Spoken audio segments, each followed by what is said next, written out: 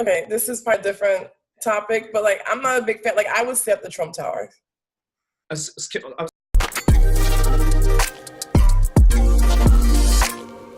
right, let's do it. Here we go. So everybody everywhere seems to be talking about R. Kelly.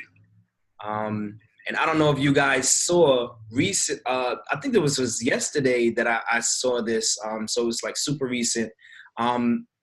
Somebody called it an anonymous tip saying that he had two girls like being held against their will, and the police went to check it out. But the craziest part I thought was that it was in Chicago at Trump Towers. And I was like, wow, like, stop. Yo, come on, dude. You just added more like an onion. Come on. So many layers. So many layers. Get us permanently banned from YouTube talking this. Like, what? Hold on. I feel like that was just a coincidence, right? Like, right. No. It's not a coincidence because if you were to go to Chicago right now, you can decide which hotel you go to, right? Mm.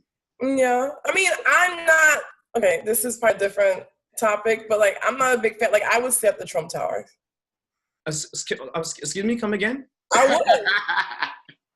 You would. If it's a nice hotel, like, and there's a good price, putting like, money into this man's pocket, girl. Yeah, I don't think. First of all, like, I mean, maybe, I'm a big fan of activism, so forgive me. I still eat at Chick-fil-A. You go to first of all, that just caught me. Right. All right. What you said? What you said, Kendra? You were just like, first of all, and I'm like, oh boy.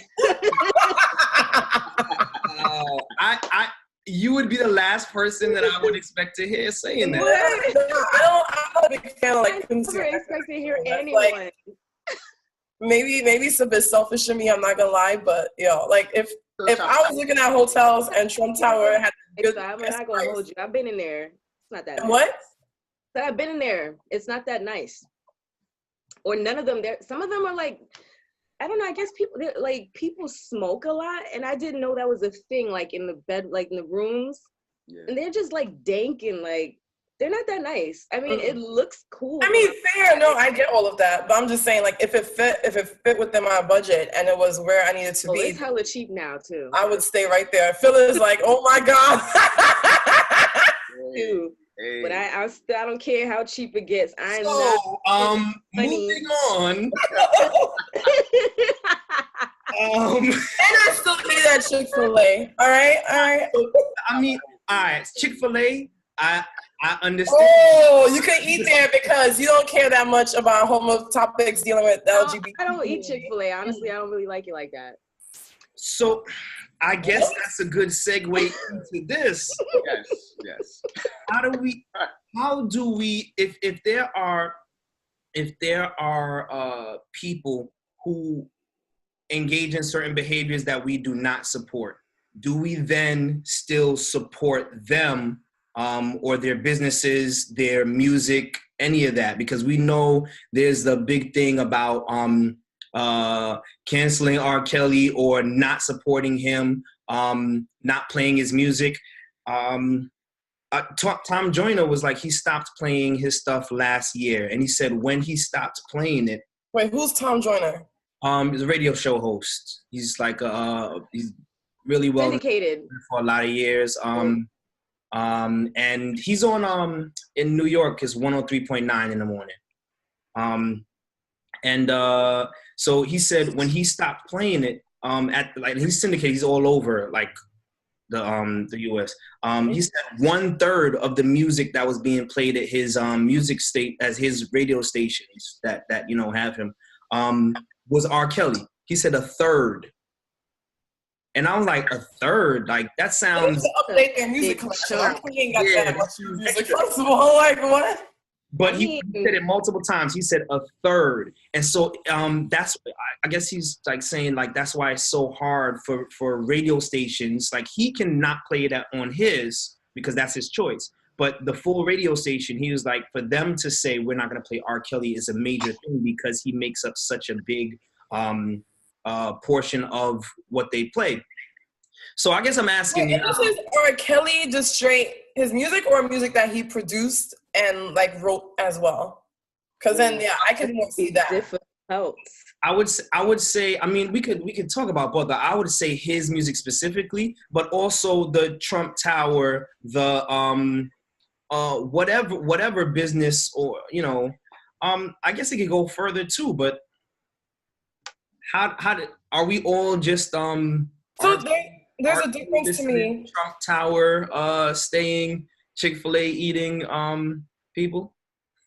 So there's a difference to me in like what is considered deviant behavior and just opposing views, right? Like, like Chick-fil-A, like we obviously had different views. I don't think they're bad people. I don't think some may disagree, fine, but they, I think pedophilia and like I'm support, because think about it, right? The more money I put in R. Kelly's pocket, the more I add to his stature, which is more like having these, little girls look at him a certain way, the more he's enabled, right, to be able to afford hotel rooms and all those things to like hold people hostage, or he's able, the more I'm enabling this behavior, because part of what fuels this behavior is his fame, right?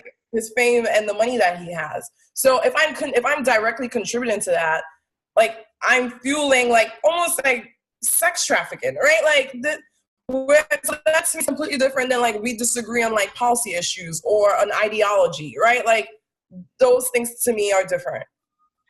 Oh, can I just jump in and say, not everybody believes that he's sex trafficking.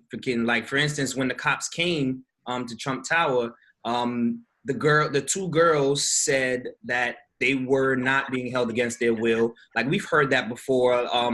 There's been the accusations that they're held against their will, and then the girls say, "No, I'm fine. I'm fine." But yes, I definitely understand fully everything you're saying. That's a whole other conversation of 15 years. I just want to throw that out there because people will say, well, they're not being sex trafficked, so I'm going to ignore everything she just said. And I don't want that to happen. You know what I mean? Yeah, I mean, sure. Whoever. But Reg, what are you thinking, Reg? No, I'm saying because like it becomes a bigger issue, right? Because we can talk about the muting of an individual that does such like deviant behavior, but then like, what are the systems around that individual that we, by proxy, do support? You know what I'm saying? That involves him as well. You know what I'm saying? So it's like, R. Kelly, sexual deviant behavior. Does his music, like, are there other artists that are promoting the same kind of music? Maybe not the behavior, but the same kind of music. You know what I'm saying? That would elicit such deviant behavior to be practiced in this culture. And then it just keeps getting bigger and bigger. And like, it looks like it's a never ending cycle. And then it's going to have to lead us to get to what is the root issue in order for all of these behaviors that are under this umbrella to stop. You know what I'm saying? Because if we're going through all the system management, this is just going to be a discussion that we're going to keep having. You know what I'm saying? Until like, the following generations. Like, that's just a fact. Let's even look at R. Kelly's music, right? On the face of it, R. Kelly's music is not anything to me. He's talking about lovemaking. He's talking about, all typical.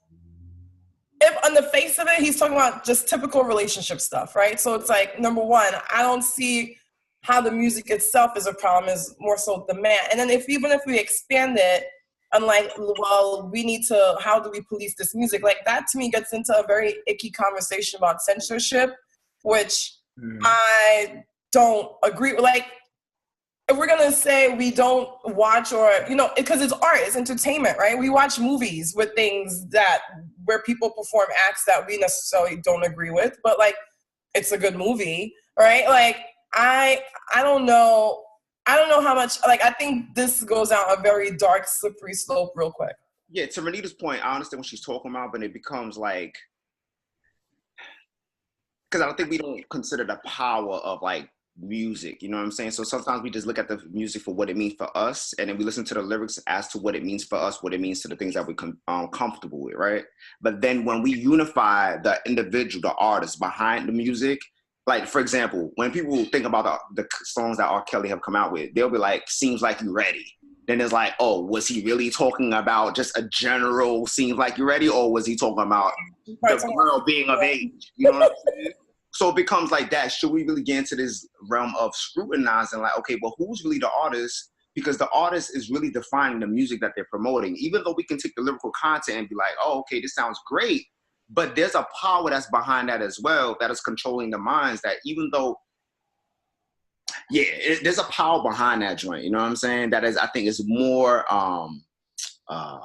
permeable than we actually are thinking about, which would lead people to have to think about like, yo, what is it that we're listening to? What is it that we inadvertently supporting? You know what I'm saying? That it may not directly affect us, but it's directly affecting a culture that now is coming to a place of like, yo, where did we go wrong? You know what I'm saying? Or how did this actually become the way that it is? You understand what I'm saying? No, I totally get that. I mean, once again, like, the art is going to be flawed because the artist is flawed, right? It's just, I think it goes back to a very central question: which flaws are you willing to deal with? Right? Like, that, I think that's the heart of the matter, right? Like, music is going to, or like any other form of art, is going to be just a metaphor of human nature, right? Right? We've all, well, let me not say we've all, but some of us have probably slept with someone's husband or slept with someone's boyfriend, right? Or whatever, right? Phil is shaking his head like, not me, but maybe someone's girlfriend, right? But like, that has happened, and it probably has not been, it probably, because they're, you're right, they're praising it, and like, but, and probably when it happened, it's like, damn, I'm not here saying like, yeah, I got your man, but it's like, I got myself into this messed up situation, and art will continue to reflect like the screwed up situations that we continue to get ourselves into. I don't think that is in of itself a reason not to support it. I think it just, like I said, goes back to which flaws can we deal with? And you molesting children is not one that I'm down with. As society evolves, definitions change. Fair, yes. You know what I'm saying? So what we may have considered morally right or wrong 20 years ago is different today because people are thinking differently now. You know what I'm saying? So now you're thinking based. Hold on, go ahead, girl. My sister trying to say. What? All right. Oh no, I'm for an interruption. Like my sister, you know. Anyway, nonetheless.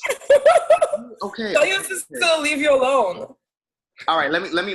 No. All right. So let me read to what my beautiful sister mentioned. Right. She said, "Music is a product. The artist is the producer of the product. The product is a reflection of the artist's product's philosophy. You cannot separate the two. Our community is afraid to hold celebrities accountable because they've achieved a certain level of success. We perpetuate the abuse cycle." This is what she says. Well, in that case, she can join. Well, she's a beast, like real talk. Let me send her the invite code. I know, right? You over here dropping gems and shit. All right, sorry for the language. I agree with that statement. I guess, and that's why I agree on an individual level. I think that everybody who believes that what the artist is doing is against their values, I think that they should stand on that and put aside these I would say encouragements to go against their values, which a lot of songs can be. My thing, what I was saying with the getting together and forcing it to happen, I guess my real fear is like more of a political one. Because Fox News, we know that Fox News lies and then they slant things in a way to misrepresent the truth. They're just dishonest, right? Does that mean that Fox shouldn't have a platform? No. I mean, Fox News is the number one cable, news show. Like, so people like it. People are watching it. I have a problem with those people saying, I enjoy watching this. You know what I mean? That's my real. You have a problem with the demand, not the supply. Yeah. Well, I hope the supply gets cut off, but the demand gets cut off, right? I want the other group of people to force the supply to get cut off. That's what I'm saying.